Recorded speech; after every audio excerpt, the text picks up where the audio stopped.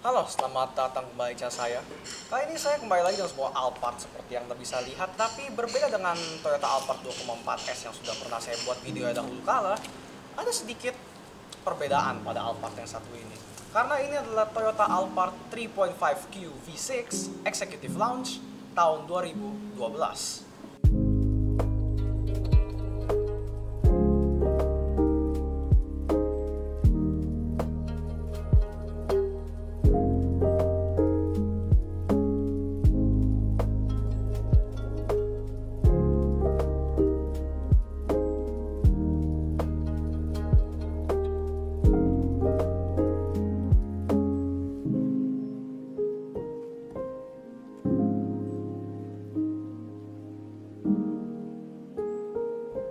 Jadi ya, dari namanya sendiri Anda mungkin sudah bisa tahu perbedaannya dengan 2,4S, yaitu ukuran mesinnya. Karena ini adalah 3,5Q dan bahkan di belakang situ ada emblem V6 nya. Yes, ini adalah Alphard yang menggunakan V6, tidak seperti tipe di bawahnya yang menggunakan inline 4. Jadi kita langsung mulai saja dengan ruang mesinnya.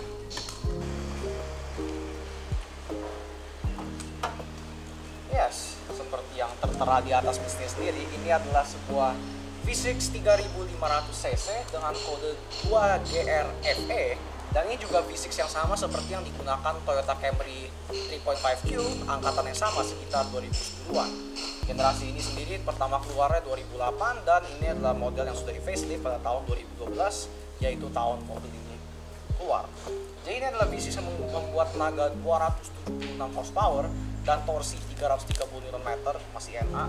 V6 ini pun juga dituningnya sesuai kebutuhan mobil ya, karena adalah Alphard dan yang diincar adalah kenyamanan, maka tenaga yang banyak ini cukup terasa linear dan dia itu tidak seperti V6 yang ditunjuk untuk performa dan tenaga yang ledak-ledakan, jadi lebih halus dan bisa membuat perjalanan Anda lebih nyaman. Lalu kita beralih ke lampunya. Dia ini kurang lebih sama seperti 2,4S, yaitu untuk lampu kecilnya di dalam kotak halogen yang besar ini, dan untuk lampu utamanya sendiri itu dia ada di proyektor xenon ini, dan untuk lampu besar, lampu dim itu ada di kotak yang untuk lampu kecil tapi dengan bohlam halogen yang berbeda, dan lampu sein serta lampu kabut juga semua masih halogen. Di sekitar lampu kabut sendiri juga ada housing sedikit chrome dan ventilasi palsu, tapi di tengah sini ada ventilasi aslinya. Lalu sekarang kita beralih ke bagian samping mobilnya. Velgnya seperti yang Anda bisa lihat sudah diganti dari kondisi standar ya. Ini menggunakan merek Pro Drive dengan model mirip-mirip T37, seperti kata orang T37 tidak pernah salah, dan bahkan dipasang di minivan keluarga seperti ini masih cukup enak dilihat. Warnanya sendiri itu biru atau sapphire gitu, dan untuk bannya dia menggunakan Continental dengan aspek bannya itu 225/60 R17, jadi aspek bannya cukup tebal, dan mungkin itu salah satu alasannya mobil ini bisa terasa sangat nyaman di perjalanan dan juga sangat halus. Lalu di kaca spionnya dia coverage warna body dengan lampu sein juga terintegrasi, dan ini juga LED strip seperti ini. Lalu di bagian pintu driver dia ini dilapisi chrome dan juga model tarik, dan dia juga ada akses smart key-nya, bisa dipencet tombol ini atau hanya disentuh saja dan dia akan terbuka. Untuk kuncinya sendiri yaitu bentuknya seperti ini, kurang lebih sama dengan tipe S dengan warna champagne ini juga, dan ukuran yang agak kecil, dan juga ada kunci besinya. Dan untuk di kuncinya sendiri dia ada tombol untuk lock, unlock, power sliding door kiri kanan, dan juga power back door. Dan sekarang kita masuk ke dalam. Pintunya cukup tinggi karena memang mobilnya juga tinggi, dan ini dilapisi dengan soft touch, mayoritasnya di atasnya berwarna beige sama juga dengan warna interiornya, dan juga bagian soft touch juga, tetapi ini warna hitam dan motifnya ini agak seperti plastik lah ya. Nah di bagian sini sendiri ada juga memori seat 3 slot, di bawahnya door handle chrome yang sangat besar ini, dan di bawahnya lagi ada panel switches-nya, di sekitarnya dilapisi dengan aksen kayu wood panel, dan dia ini ada pengaturan untuk electric mirror, window lock, central door lock, dan juga power window 4 pintu, semuanya juga sudah all auto, dan juga di sekitar handle pintunya ini juga ada aksen silver, dan lanjut ke bawah itu sisanya plastik semua berwarna beige, dan di paling bawah ada marker. Ketika pintu terbuka malam-malam, maka Anda juga bisa melihat mobil dari jauh karena ada lampu tersebut. Ada juga door pocket dan juga cup holder, bottle holder, dan juga speaker. Tapi tidak ada tweeter di pilar A ataupun di bagian lain mobilnya. Lalu di bagian dalam sini, kita mulai dengan kursinya. Dia ini dilapisi kulit berwarna beige seperti yang saya katakan tadi, dan dia juga ada pengaturan elektrik seat, ada maju mundur, reclining, height adjuster lengkap depan belakang, tapi tidak ada luar sport. Lalu di depan sini ada tempat penyimpanan dengan lapis blue drum, cukup bagus ini, dan juga ada card holder karena ini mobil itu CBU Jepang kalau tidak salah, maka juga ada ini card holder untuk tol otomatis. Di atasnya juga ada untuk electric mirror dengan setting auto, dua tombol dummy di sebelahnya, dan di sebelah lagi ada tombol AFS off. AFS ini singkatan dari Adaptive Front Light System, dan dia juga ini udah ada di Alphard generasi sebelum ini pada tipe-tipe tertentu. Dan dia ini basically lampu depannya itu akan mengikuti arah setir membelok. Jadi ketika Anda belok setir ke kanan, lampunya akan menyoroti ke sebelah kanan juga malam hari agar Anda bisa melihat apa yang di depan Anda lebih luas. Dan ini hanya digunakan pada kecepatan rendah. Jadi ya itu juga sistemnya bisa dimatikan dari tombol ini. Sebelah ada tombol untuk nano yaitu air filter. Di atasnya ada tombol untuk engine start stop, sebelahnya ada parking sensor, tombol untuk ambient lighting bagian kabin belakang, dan sebelahnya ada tombol untuk traction control off. Di atasnya lagi ada aksen kayu seperti di pintu tadi, dan juga ada dimmer switch, tombol untuk odo dan trip, dan tombol dummy lagi. Di atasnya kisi AC di sekitar plastik, tapi di bagian atas ini soft touch yang agak seperti karet rasanya. Dan kisi AC ini juga bisa buka tutup. Dan ya, setirnya sendiri seperti yang Anda mungkin bisa lihat, ini sudah diganti dengan setir milik Toyota Fortuner. Dan untuk setir standarnya Anda bisa melihat di sini. Tapi untuk setirnya ini sendiri, dia ini 3 palang dengan beberapa tombol-tombol seperti yang ada di Fortuner, mengatur MID, volume, audio stereo switch, voice command, yang saya sebenarnya kurang yakin apakah bekerja di mobil ini juga. Tapi dia juga ada tuas untuk cruise control, dan Alphard bawaan memang sudah ada cruise control, jadi mungkin ini berfungsi juga. Dan di bawah sini sebelah kiri setirnya itu ada 3 buah tombol dummy dan 1 tombol untuk mematikan power sliding door kiri kanan. Tambahan untuk tuas sebelah kanan di belakang setir itu untuk lampu, dan lampunya sendiri juga sudah ada setting autonya dan juga untuk lampu kabut. Sedangkan tuas sebelah kiri itu untuk wiper, dan lebih luar biasanya di wiper juga ada setting untuk auto wiper yang wiper depan. Lalu ya, sekarang kita lihat dulu di instrumen clusternya. Dan kursinya ini juga dia itu memory seatnya itu elektrik, jadi ketika mobilnya dimatikan maka joknya itu akan mundur sendiri agar Anda bisa keluar mobilnya dengan lebih mudah. Dan seharusnya sistem ini juga dapat disetir ya, tapi karena setirnya ini pengaturannya masih manual, maka tidak ada fungsi tersebut di mana dia akan mengejar secara elektrik juga ketika Anda matikan mesinnya. Jadi ya, di instrumen sendiri dia ini kurang lebih mirip dengan tipe di bawahnya 2.4. Di kiri ada tachometer maksimal 8.000, red line-nya di 6.500. Sebelah kanan ada speedometer dengan maksimal 180 karena itu memang standar Jepang. Dan di atasnya kiri kanan ada kiri untuk temperatur mesin, kanan sisa bahan bakar, dan di tengah posisi transmisi PRM yang dinyatakan dengan lampu. Tapi untuk D dan seterusnya, karena D-nya ini ada Tiptronic, maka diberi layar sendiri yang agak kecil box itu.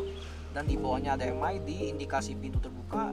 Di bawahnya ada outside temperatur trip A, trip B, dan juga odometer keseluruhan dari sini. Angkanya 69208. Lalu juga ada real time average fuel consumption keseluruhan 7,9 km per liter. Untuk mesin sebesar ini dan mobil sebesar ini itu juga cukup irit lah. Lalu setelah review ini itu average fuel consumption-nya, jadi ini fuel consumption average-nya adalah hitungan dua, yaitu pertama itu secara keseluruhan dari trip, dan yang kedua itu setelah mengisi bensin. Dan ya, setelah mengisi bensin ini 7,7 masih mirip angkanya. Lalu juga ada sisa range bahan bakar dan settings. Ada untuk mati nyalakan eco indicatornya, dan apa lagi? Dan ya sebenarnya itu juga settingnya. Dan ya, untuk MID-nya sendiri berfungsi dari tombol Fortuner ini, tapi untuk sisanya saya kurang yakin. Tapi ya, MID-nya hanya sampai situ saja. Dan sekarang kita akan nyalakan mobilnya.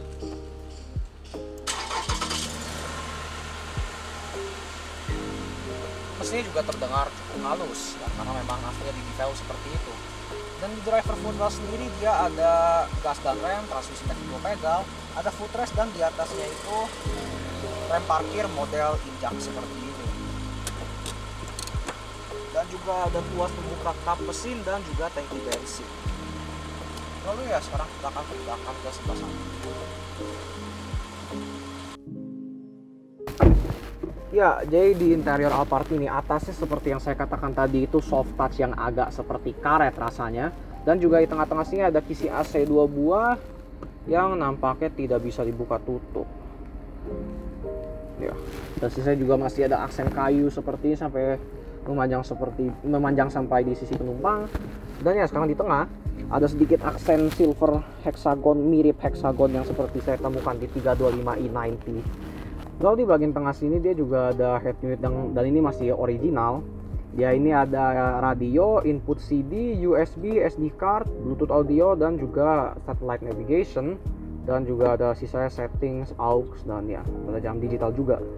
Dan di bawahnya tempat penyimpanan terbuka seperti ini yang mungkin bisa taruh kartu dan lain sebagainya. Di bawahnya ada AC digital yang kita nyalakan saja. Nah, dia ini juga sudah dual zone AC-nya.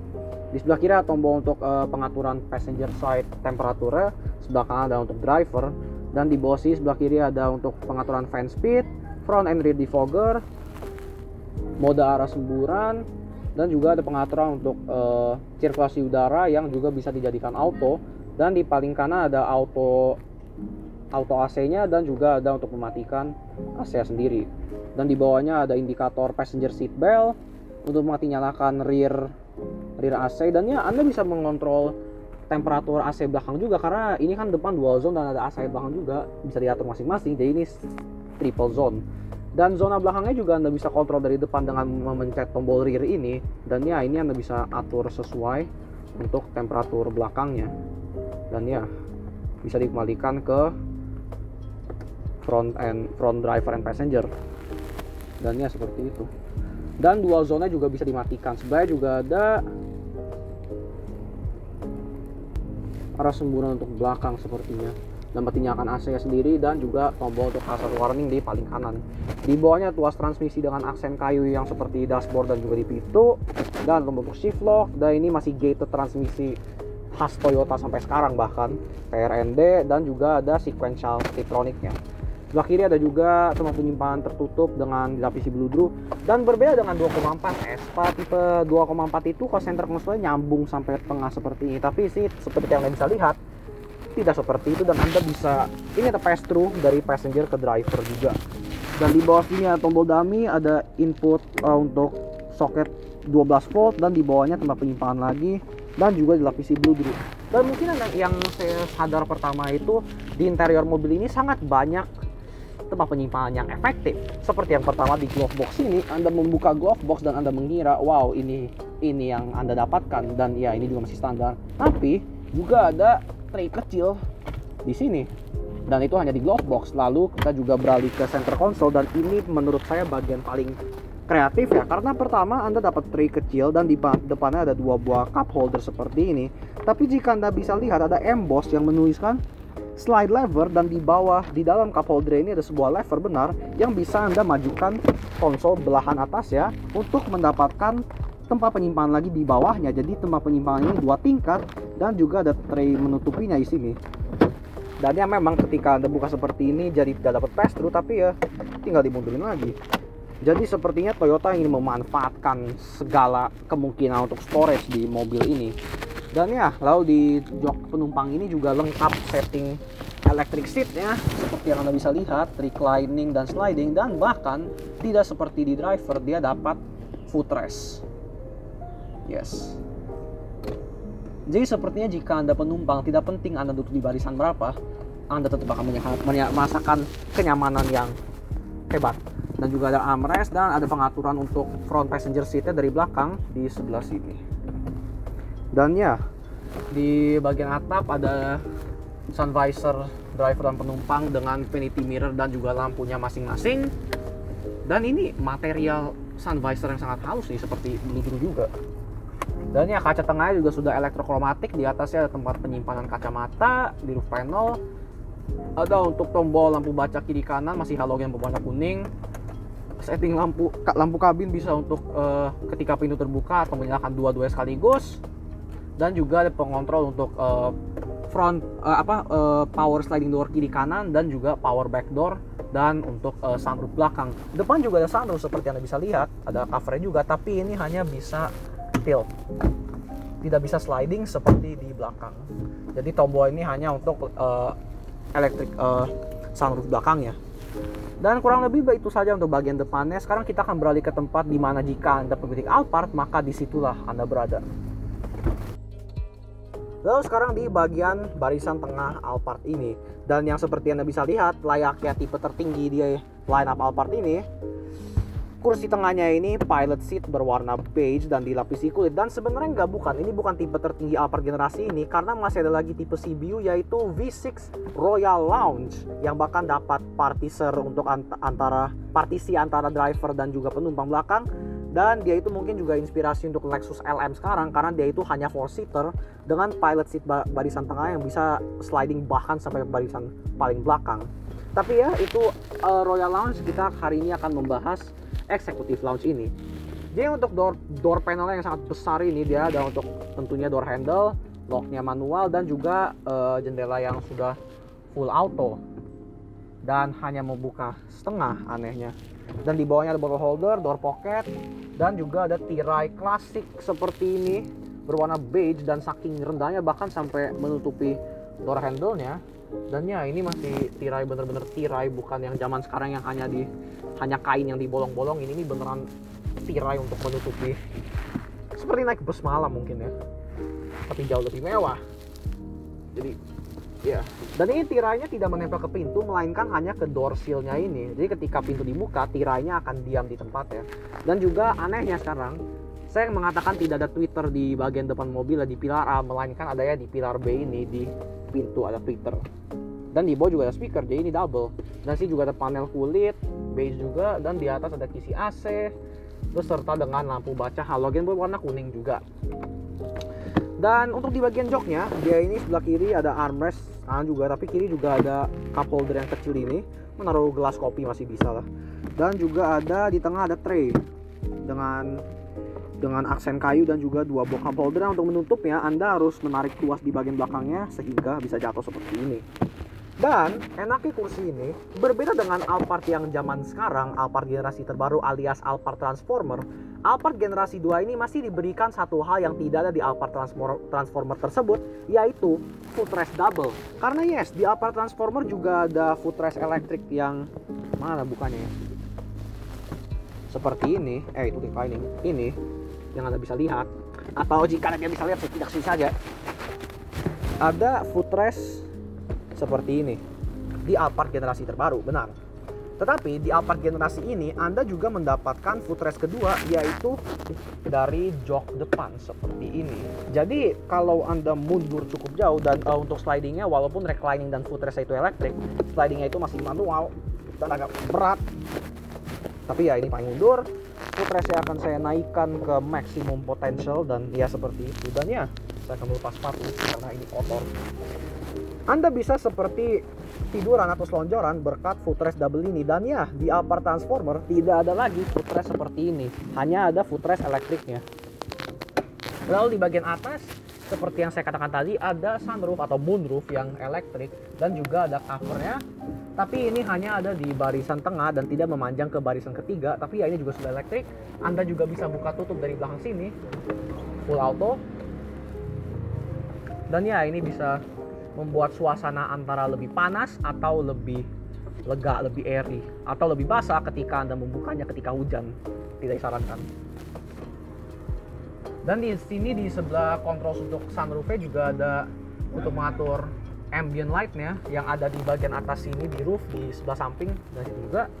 Dan ada untuk mengaturi AC single zone dengan temperaturnya sendiri dan juga bahkan mode arah semburan dan juga fan speednya sendiri.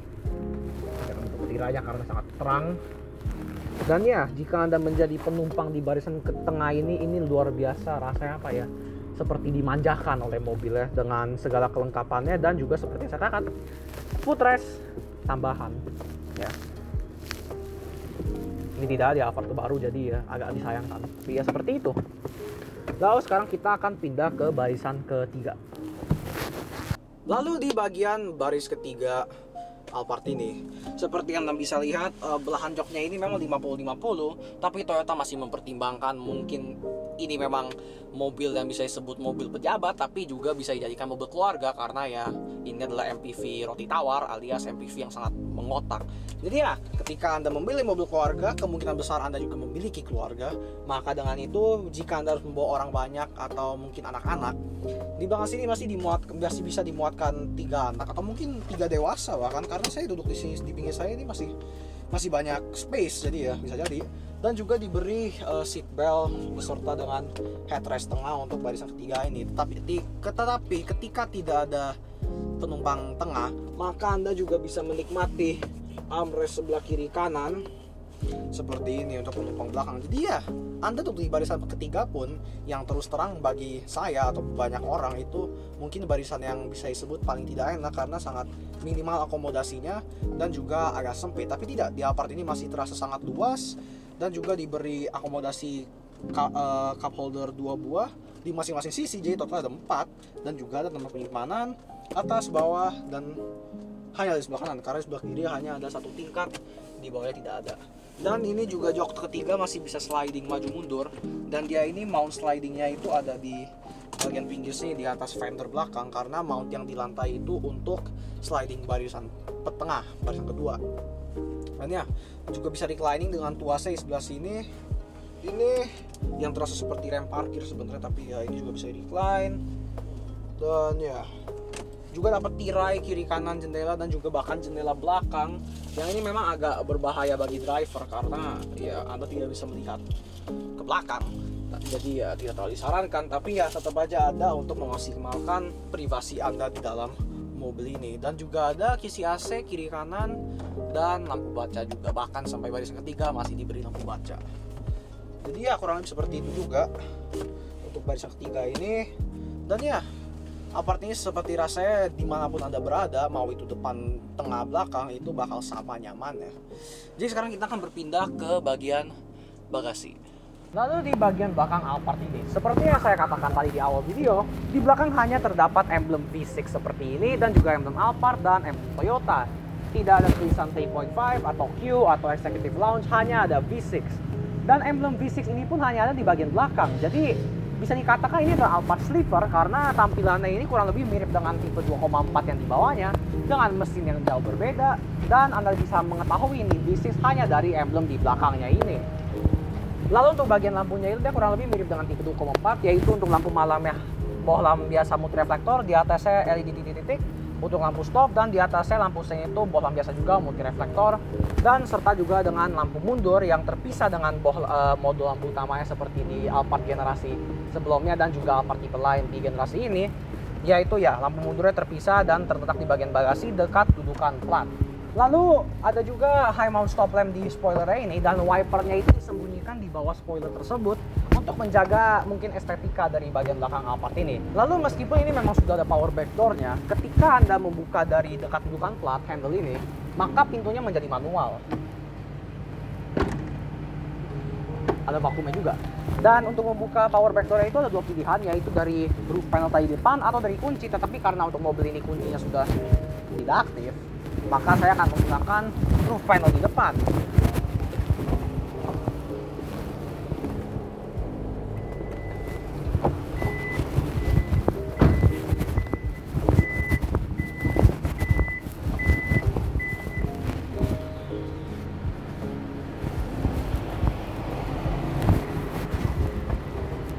Mobil lewat, tapi ya sudah terbuka seperti ini, dan di bagian belakang bagasinya ini memang tidak terlalu luas, mungkin bisa muat 1 koper besar, tapi ya memang sangat terbatas.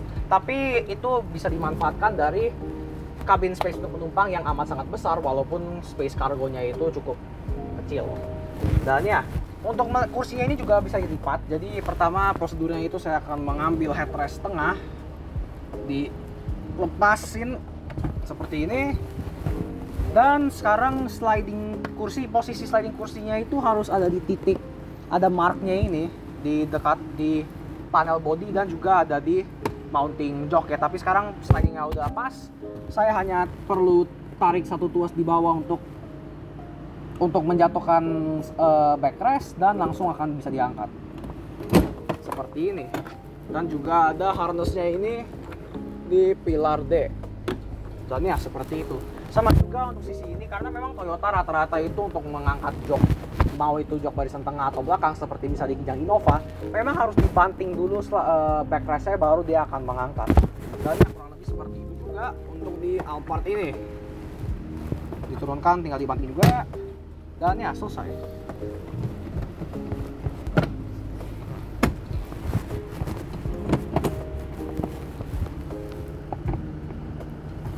Jadi ya kurang lebih seperti itu untuk bagian belakangnya. Dan power back door-nya juga ada closing yang bisa ditekan dari tombol di atas ini.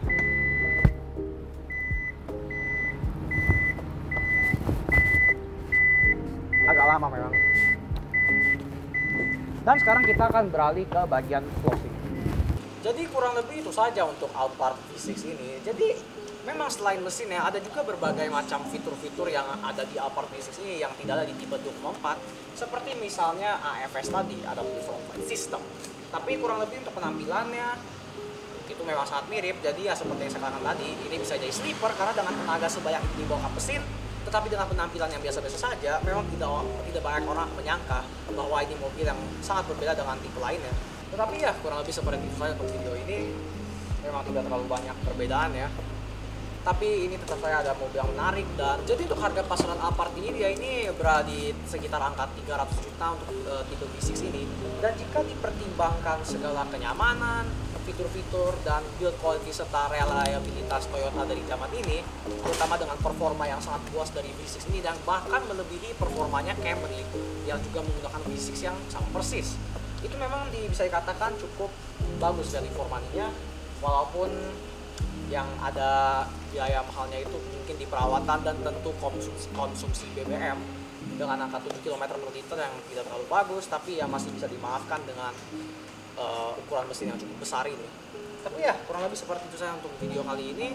Jika Anda menyukai, jangan lupa tekan tombol like. Jika Anda tidak menyukai, Anda tahu harus menekan tombol apa. Dan jika Anda ingin melihat konten seperti ini lebih lanjut di masa depan, jangan lupa tekan tombol subscribe. Sekian dari saya, terima kasih teman-teman.